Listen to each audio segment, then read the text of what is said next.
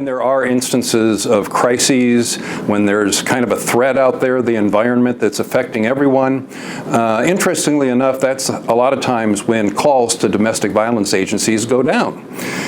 Because the threat now is more imminently what's happening around you generally in the community.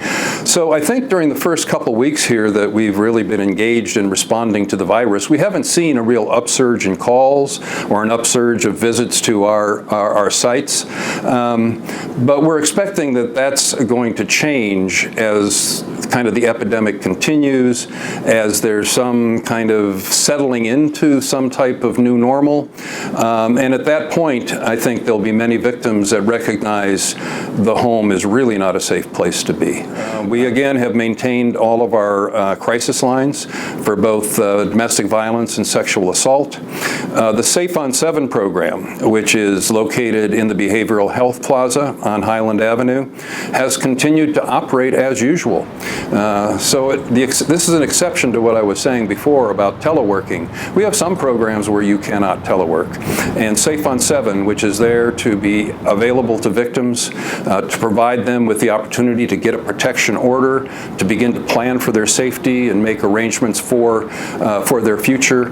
That site remains open. We are seeing people in person, making sure that those requests for protection orders get before the judge and the court and can be granted. The other area, our program in family violence that has had to remain open is our domestic violence shelter. It's a 24/7 facility. These are for individuals who are technically homeless. They do not have a safe home to return to. They must make plans for their future to have a safe place to live. They need a shelter for a time to be able to make those plans. So our shelter is open.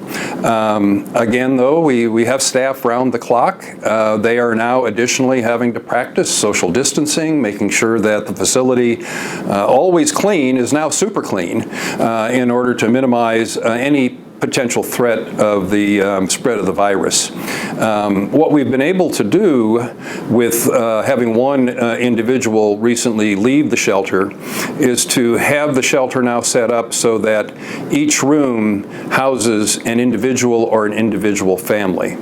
This again is a way to minimize the spread of any virus should it enter into the facility. We've also been able to secure a room that could be used in case we do have someone who comes down with an infection while at the shelter, so we can practice social isolation. Same with our Child Advocacy Center. Child Advocacy Center, as many may know, is available to do highly skilled forensic interviews with children who have been abused. Most often, young children from 3, 4, 7, 8, and up who have been sexually abused.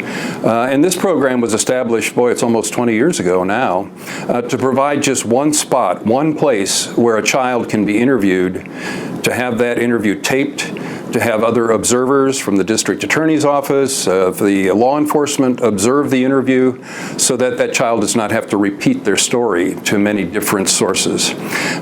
So we are continuing to schedule appointments for forensic interviews at the Child Advocacy Center. Staff will come in for those appointments, otherwise they too will be working from home.